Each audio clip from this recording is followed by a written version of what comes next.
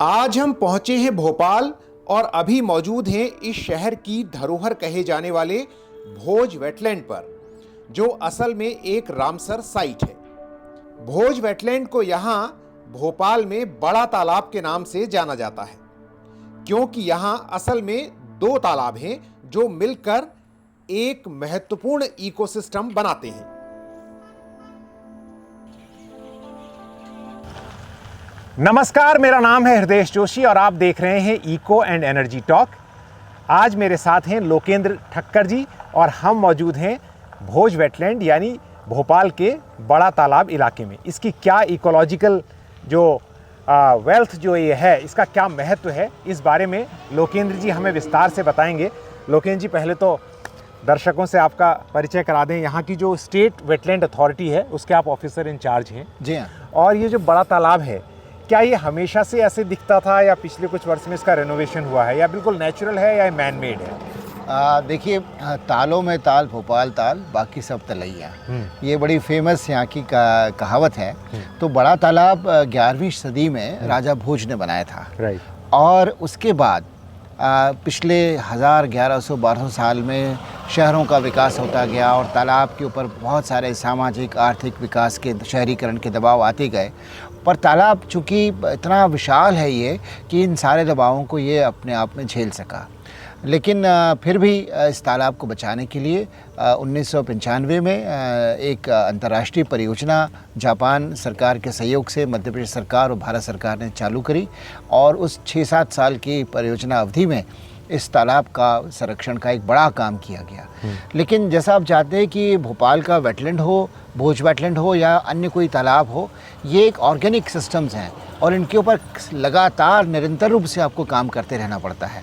एक परियोजना करके आप तालाब को बचा लेंगे, ऐसा नहीं है। कंटिन्यूस प्रोसेस है, रोज़ इसके ऊपर आपको काम करना पड़ेगा, ध्यान देना पड़ेगा, तभी आप तालाब को बचा सकते हैं। मैं आपसे पहले पूछना चाहता हूं कि इस तालाब का या इस वेटलैंड का, मैं कहूँगा क्योंकि वो ज़्यादा लार्जर वर्ड है, उसके क्या उसका क्षेत्रफल कितना है और इसके जो दो हिस्से हैं उनके बारे में भी हमें बताएं। तो जैसा ये आप देख रहे हैं बड़ा तालाब, इसका पूरा नाम है भोज वेटलैंड। और भोज वेटलैंड दो तालाबों से मिलकर के बनता है, बड़ा तालाब और छोटा तालाब। बड़ा तालाब का जो वाटर स्प्रेड एरिया है वो लगभग 38 स्क्वायर किलोमीटर है, और छोटे जो हमारे पीछे है 38 स्क्वायर किलोमीटर, और इसका जो कैचमेंट है वो लगभग 360 स्क्वायर किलोमीटर का है। तो ये वाकई बहुत विशाल तालाब है, और ये मैनमेड है क्योंकि जैसा हम जानते हैं राजा भोज ने बनाया था। लेकिन अब पिछले 1000-1200 साल में इसने वो सारी प्राकृतिक इसके जो गुण हैं, कैरेक्टरिस्टिक्स हैं, वो इस तालाब में आ गए हैं। तो अब ये पूरा नेचुरलाइज हो चुका है, और अब हम इसको मानव निर्मित तालाब तो एक ऐतिहासिक दृष्टि से कहेंगे, लेकिन 1000-1200 साल में ये पूरा नेचुरलाइज हो चुका है। एक बात मैं पूछना चाहता हूँ, आपने कहा ये राजा भोज ने 11वीं शताब्दी में बनाया था। और अभी इसका जो कैचमेंट आपने कहा है, मेरे लिए कैचमेंट बड़ी इंटरेस्टिंग चीज़ होती है हमेशा।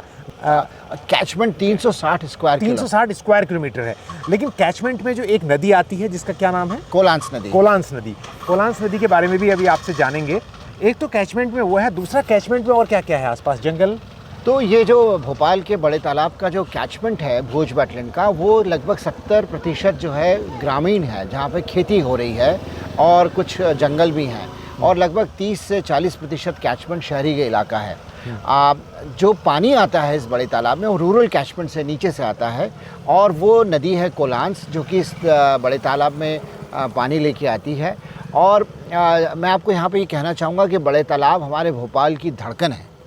और जैसे इस बार भी हम बहुत खुश हैं कि बारिश इतनी हुई हमारे कैचमेंट में, सीहोर ज़िले में, भोपाल में, कि भोपाल के तालाब का जो फुल टैंक लेवल है 16,666 फीट। तो हम लोग रोज़ अखबार में देखते हैं भोपालवासी कि बड़े तालाब का लेवल क्या है। और वो जब बड़े तालाब का लेवल पूरा हो जाता है तो इसके आगे एक वेस्टवियर है, भदभदा डैम है, इसका नाम है भदभदा। उस डैम के जब गेट खुलते हैं तो पूरा शहर उस पानी को बहते हुए देखने के लिए आता है। तो ये हमारे लिए जीवन का एक बहुत ही ज़रूरी हिस्सा है।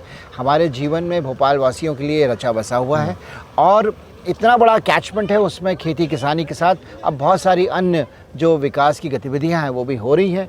एक बात मैं आपसे यहाँ पूछना चाहता हूँ कि ये जो आपने बात कही इसके यहाँ होना एक वरदान जैसा है, राइट। तो थोड़ा सा और अगर इसको हम सिंप्लीफाई करें, ब्रेक डाउन करके, जो वेटलैंड हैं इनकी सर्विसेज क्या क्या सर्विसेज से प्रोवाइड करते हैं, ऑफ कोर्स उसमें ये भी इंक्लूड हो जाएगा बड़ा तालाब भी। जी हाँ। और उससे पहले थोड़ा सा इस बड़े के साथ एक छोटा तालाब भी है, वो कब बना पहले वो जान लेते हैं और उसका क्या रोल है इस पूरे सिस्टम में। देखिए, छोटा तालाब तो अभी 300-400 साल पहले बनाया गया, और वो एक बड़े तालाब और छोटे तालाब के बीच में एक अर्दन डैम बना करके, तो इस तालाब का जो थोड़ा सा एक्सेस वाटर है वो छोटे तालाब में चला जाता है। लेकिन अब हमने क्या किया कि एक नया वियर बना दिया है और उसके नीचे एक और रिजर्वायर बना दिया है। तो बड़े तालाब में अगर बारिश ज़्यादा होती है और तालाब पानी ज़्यादा आता है, तो हम बड़े तालाब के नीचे डाउन स्ट्रीम में एक हमने कलियासोत नाम का जलाशय बनाया हुआ है। उस जलाशय में सारा एक्सेस वाटर हम इकट्ठा करते हैं, और कलियासोत जलाशय और बड़े तालाब के बीच में एक डैम है,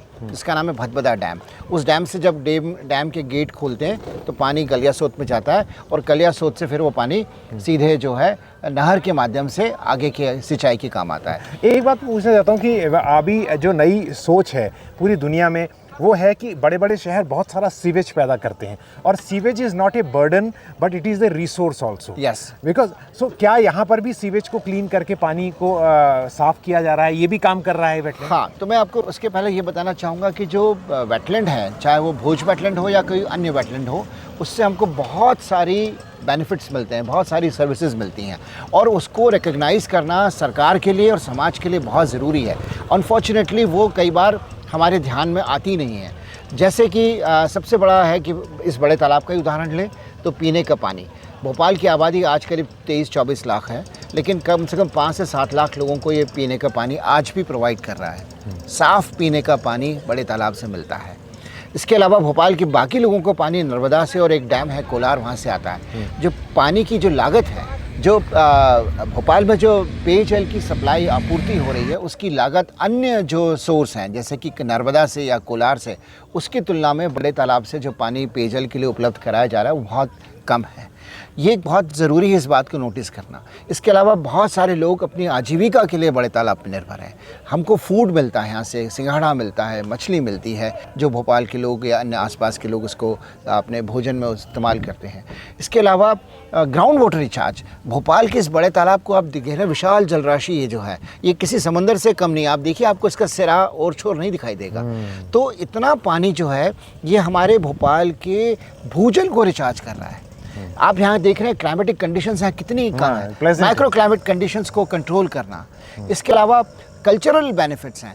भोपाल के बहुत सारे कवियों ने, साहित्यकारों ने, पेंटर्स ने यहाँ बैठ कर के पेंटिंग्स की हैं। उनके लिए कितना ज़रूरी है, क्या उनकी कविताओं में, उनके साहित्य में, उनकी रचनाओं में, उनकी कला चित्रकारी में ये अगर नहीं होगा तो हम कैसे वो सबको पूरा कर पाएंगे। इन सबको हम कभी इकोनॉमिकली रदेश फैक्टर नहीं कर पाते हैं। लोकेंद्र जी और उनकी टीम ने एक बहुत ही अच्छा क्या नाम है सेंटर का, जहां आपने बहुत जल तरंग नाम से एक सेंटर बनाया है, और मैं आपसे बहुत ही स्ट्रांगली रेकमेंड कर रहा हूं। ये कोई कॉर्पोरेट संस्था तो है नहीं जो मुझे पैसा देगी ये सब करने की, और हम इस वीडियो से कुछ कमा भी नहीं पाएंगे। हाँ, लेकिन मैं आपको रेकमेंड कर रहा हूँ, अगर आप भोपाल में हैं तो वहाँ ज़रूर जाएं। हम उसका सैर कराएंगे, वहाँ बताएंगे खुद लोकेंद्र जी हमें उसके बारे में। लेकिन पहले मैं ये जानना चाहता हूँ, बहुत संक्षेप में बताएं कि जैसे हम अक्सर कहते हैं कि वेटलैंड जो है वो धरती की किडनी है, उस लिहाज से इसका महत्व बता दीजिए थोड़ा सा। जंगल जो है या पेड़ जो है हमारे शरीर में जो लंग्स की भूमिका है, वो जंगल हमारे वातावरण में, पर्यावरण में निभाते हैं।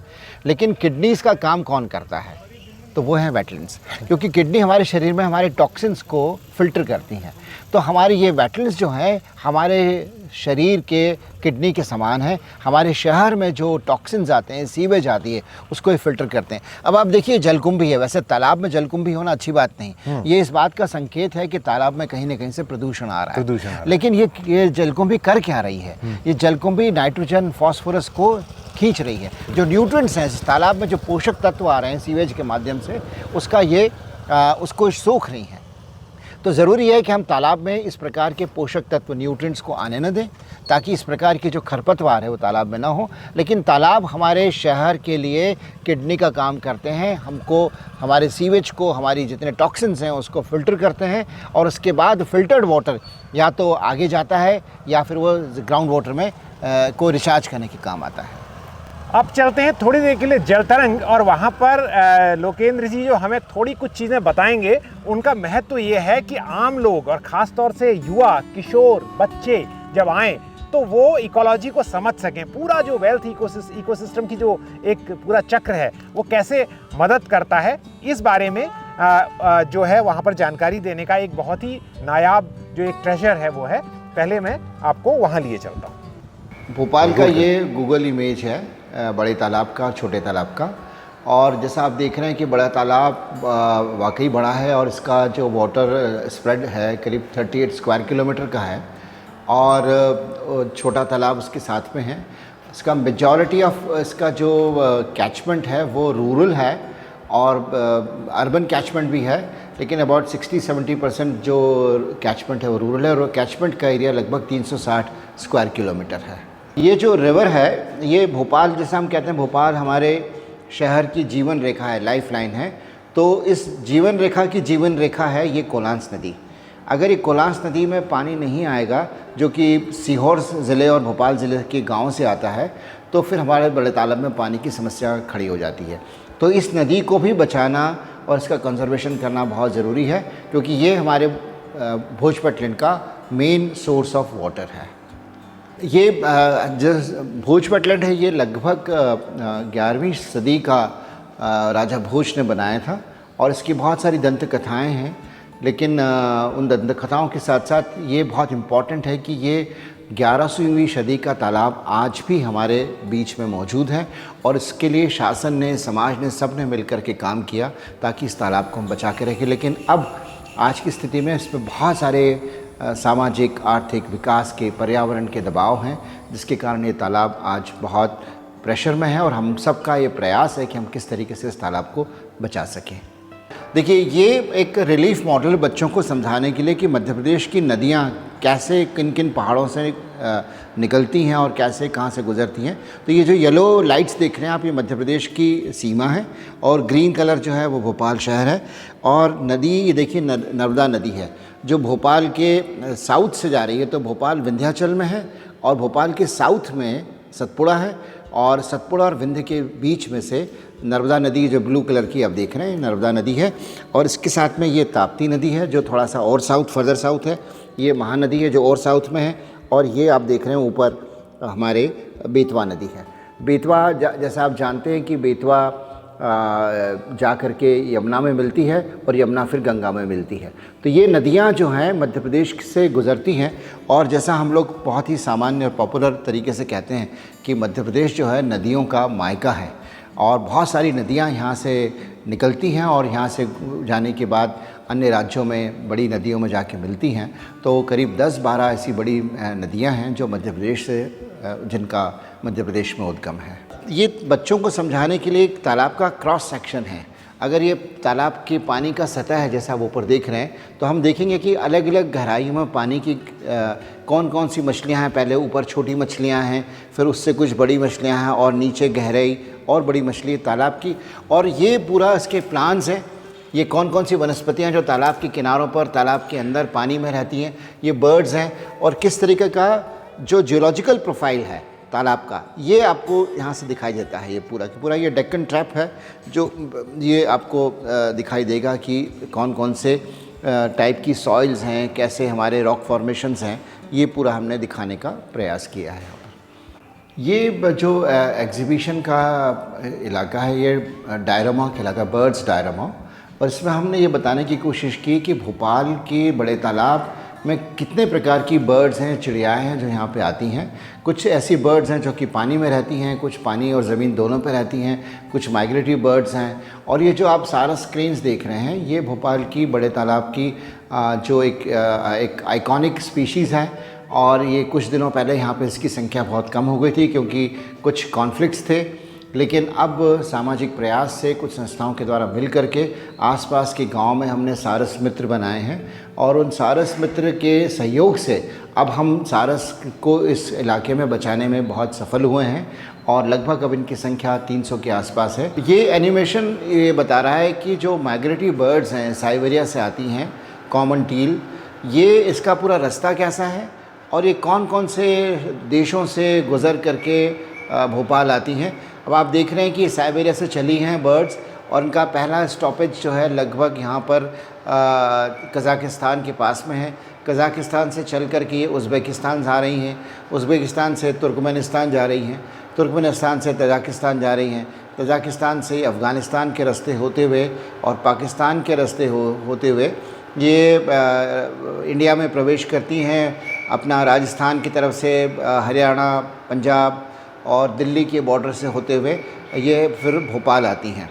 इस पूरे मार्ग में लगभग 4000 किलोमीटर का ये रास्ता तय करती हैं और भोपाल में ये अक्टूबर के महीने में बर्ड्स आ जाती हैं और फिर मार्च तक रहती हैं। यहीं पे ये अपना रूस्टिंग करेंगी, नेस्टिंग करेंगी और यहाँ से फिर चले जाएंगी। तो ये बहुत बड़ा आकर्षण होता है भोपाल के लिए माइग्रेटरी बर्ड्स का। कम से कम 30, 40, 50 हज़ार बर्ड्स यहाँ पर आती हैं हर साल। एक सवाल ये भी है लोकेंद्र जी कि वेटलैंड्स को लेकर जो नियम हैं एक तरह से परिवर्तित किए गए। 1970 के दशक में रामसर कन्वेंशन हुआ और मैं दर्शकों को हम ये भी बता दें कि ये रामसर एक साइट है हमारी। उसके बाद लगातार जो 2017 में परिवर्तन हुए, उसके बाद पिछले 10 सालों में काफ़ी वेटलैंड्स की संख्या बढ़ी है। 90 से ज़्यादा वेटलैंड्स हमारे पास आज की डेट में है।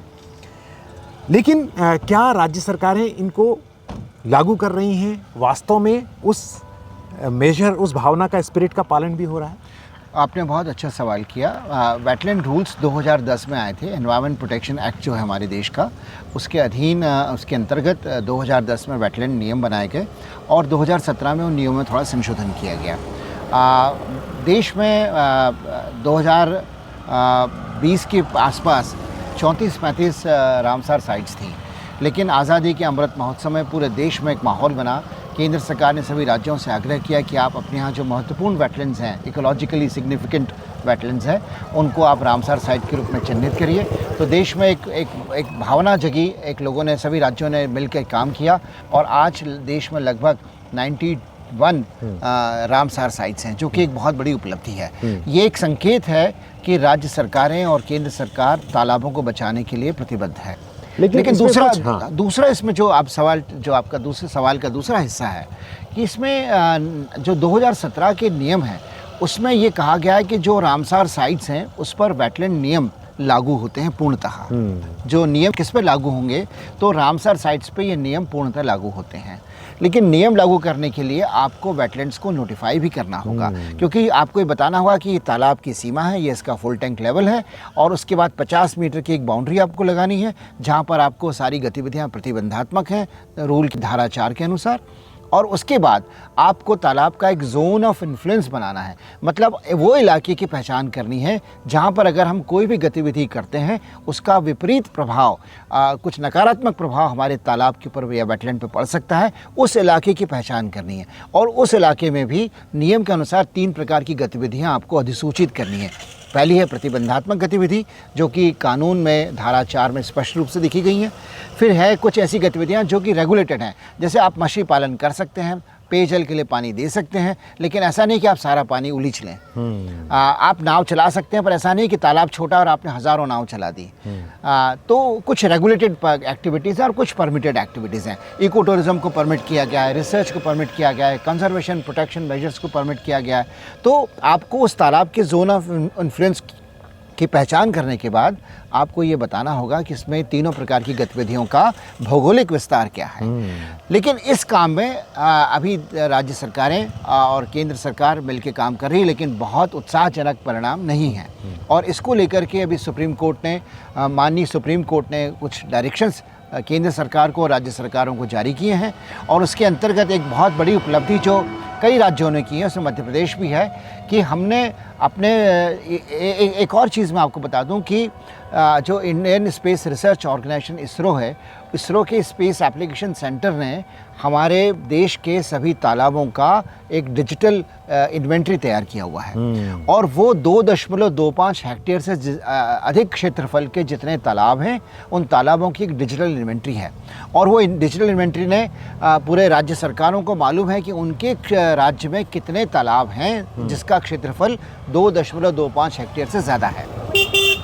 सुप्रीम कोर्ट ने यह भी कह दिया है अपने आदेश में कि जब तक आप नोटिफाई नहीं कर रहे हैं, तब तक हमारी नियम जो 2017 के नियम हैं उसकी धारा 4 जो प्रतिबंधात्मक धारा है, प्रोहिबिटरी सेक्शन है, वो सभी 2.25 हेक्टेयर से अधिक क्षेत्रफल के तालाबों पर लागू होगा।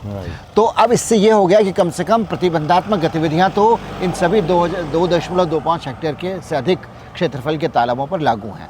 मध्य प्रदेश में ऐसे तालाबों की संख्या 13,565 इसरो की इन्वेंट्री में आई है। तो जो बात आपने बताई उससे आगे फॉलोअप क्वेश्चन पूछने से पहले एक पत्रकार के तौर पर, एक लेखक के तौर पर, एक जागरूक व्यक्ति के तौर पर मैं बताऊं कि जो 2006 में फॉरेस्ट राइट एक्ट आया था उसमें भी एक दिक्कत ये थी FRA में कि उसको लागू करने में कुछ दिक्कतें थी, कुछ प्रशासनिक अनमनापन था, कुछ राज्य सरकारों की उसमें बदमाशी भी थी। तो वो सारी चीज़ों की मुश्किल वेटलैंड्स में भी है। ये अच्छी बात है कि उससे लड़ने की कोशिश हो रही है और चीज़ें सही दिशा में आगे बढ़ रही हैं। आपने मध्य प्रदेश में जो 13,500 से ज़्यादा वेटलैंड्स हैं उनको पटवारियों की मदद से चिन्हित करके उनका डेटाबेस तैयार करने का एक महत्वपूर्ण काम करने की कोशिश की है। अगर संक्षेप में आप उसके बारे में बता सकें। तो माननीय सुप्रीम कोर्ट के 2 आदेश थे जो कि केंद्र सरकार के माध्यम से राज्य सरकारों को, राज्य वेटलैंड प्राधिकरणों को दिए गए थे। मध्य प्रदेश ने, और उसकी समय सीमा थी, मध्य प्रदेश ने इसको एक चुनौती के रूप में लिया और जो वरिष्ठतम अधिकारियों के स्तर से ज़िला कलेक्टर्स को निर्देश दिए गए। मुख्य सचिव महोदय ने सभी कलेक्टर्स की कॉन्फ्रेंस में इस बात को निर्देश दिए कि माननीय सुप्रीम कोर्ट के आदेश का हमको अक्षरशः शब्दशः पालन करना है और उस दिशा में टेक्नोलॉजी का उपयोग करके और ह्यूमन रिसोर्स का उपयोग करके सम्मिलित प्रयास से एक हमने पूरे मध्य प्रदेश के लगभग 13,500 से अधिक तालाबों का सीमांकन भी कर लिया और ग्राउंड ट्रूथिंग भी की। यहाँ पे हम आपको बस एक संक्षेप में बताना चाहेंगे कि हमारे मध्य प्रदेश में जितने तालाब थे उनको हमने हर ज़िले में बांट दिया कि 13,565 तालाब की ज़िलेवार जो है क्या सूची है, और वो ज़िलेवार सूची हमने ज़िलों को बता दी। और हर ज़िले के गांव में, हलकों में जो पटवारी हैं उनका डेटाबेस हमारे पास में पहले से था। तो हमने वेटलैंड की एक यूनिक आईडी है, ये इसरो ने बना दी थी। हर वेटलैंड की एक यूनिक आईडी है। उस यूनिक आईडी से हमने पटवारी की आईडी को कनेक्ट किया और पटवारी इसको हमने बोला कि आप ऐसा करिए कि हमने एक ऐप बनाया हुआ है, गूगल प्ले स्टोर पे है, उस ऐप को डाउनलोड करिए और आपके मोबाइल से OTP पे एक आएगा जिससे आप इस वेटलैंड को अपने इलाके में, आपके इलाके में कौन कौन से वेटलैंड हैं ये आप देख पाएंगे। और फिर पटवारी ने उस वेटलैंड के पास जा कर के, उस तालाब के पास जा कर के उसकी ग्राउंड ट्रूथिंग की। उसको 100 मीटर के सीमा के पास तक तालाब के पास जाना पड़ेगा। उन्होंने उसको वहाँ से जो ऐप में सारी जानकारी थी उसको उन्होंने भरा और उसके साथ ही तो कहने का मतलब यह है कि हर तालाब के पास में एक व्यक्ति, एक पटवारी या कोई फॉरेस्ट गार्ड वहाँ गया और उसने उस तालाब की भौतिक उपस्थिति को दर्ज किया। आखिर में हम एक बात बताना चाहते हैं कि जब भी कहीं जंगल कटते हैं तो आवाज़ उठती है, कॉम्पेंसेटरी एफॉरेस्टेशन की बात भी होती है। लेकिन लोकेंद्र जी, क्या वेटलैंड्स इतने महत्वहीन हैं कि उनके लिए आवाज़ नहीं उठती है? शहरों में कहीं भी कचरा भरने, बिल्डिंग बनाने की जगह वेटलैंड्स हैं, इसके क्या नुकसान हैं और वेटलैंड्स के एक महत्व को, भौतिक और इकोलॉजिकल महत्व को क्यों नकार दिया जाता है? मैं ये कहूँगा कि आज की स्थिति थोड़ी बदली हुई। अभी नकारने की जैसा शब्द मैं इस्तेमाल नहीं करूँगा, लेकिन मैं जनमानस की बात कर रहा हूँ। एक समय था कि wetland is equal to wasteland था। हाँ। ये एक किस्म की धारणा थी, लेकिन पिछले कई वर्षों से कानून भी आया है, कोर्ट्स भी बहुत इसमें सक्रिय हुई हैं और माननीय NGT, माननीय हाई कोर्ट, माननीय सुप्रीम कोर्ट ने बहुत सारे आदेश जारी किए हैं और वेटलैंड नियमों का सख्ती से पालन हो रहा है। लेकिन मैं आपकी इस बात से सहमत हूँ कि हमको एक जन आंदोलन बनाने की ज़रूरत है। जंगल कटते हैं तो हम एक देखते हैं कि व्यापक जन आंदोलन बनता है, एक दबाव बनता है समाज पर, सरकार पर, और उसकी परियोजना के सारे पहलुओं पर फिर से विचार होता है। लेकिन वेटलैंड्स अभी भी सॉफ्ट टारगेट्स हैं। मैं व्यक्तिगत मेरी मानना है कि ये सॉफ्ट टारगेट्स हैं। वेटलैंड्स हमारी, आप देखिए कि रामसार कन्वेंशन बता रहा है, हम कह रहे हैं कि पिछले 30 सालों में लगभग 30-35% हमारे वेटलैंड्स गायब हो गए। इनको बचाना बहुत ज़रूरी है। जैसे पेड़ों के लिए कहते हैं कि वे कार्बन सिंक हैं, वैसी वेटलैंड्स भी कार्बन सीक्वेस्टर करते हैं। नहीं, आप हीट को भी हाँ, कार्बन, जंगल से ज़्यादा कार्बन वेटलैंड्स में है। क्योंकि हमारे हवा में जितना कार्बन नहीं है उससे ज़्यादा कार्बन मिट्टी में है। और मिट्टी के कार्बन को अगर आपने तालाब सूख गया या श्रिंक हो गया तो ये क्या होगा कि कार्बन डाइऑक्साइड नहीं छोड़ेगा, ये मीथेन निकालेगा, क्योंकि मार्शी लैंड है। और आप जानते हैं कि कार्बन डाइऑक्साइड से कम 17, 18, 20 गुना ज़्यादा पोटेंट है, global warming potential methane methane का को गायब होने में वक्त लगता है। वक्त लगता है। तो ऐसी स्थिति में हमको वेटलैंड्स को बचाना है, और ये बहुत अधिक मात्रा में इन्होंने कार्बन को स्टोर किया हुआ है, स्पेशली कोस्टल वेटलैंड्स ने। और हमने अपने मध्य प्रदेश में हमारे जो 5 रामसार साइट्स हैं प्रदेश, हमने उनका कार्बन स्टॉक असेसमेंट करवाया है, ताकि हम ये पता करें कि हमारे वेटलैंड कितना कार्बन को सोख रहे हैं। तो जंगलों को जितना बचाना ज़रूरी है, उतना ही ज़रूरी है वेटलैंड्स को बचाना।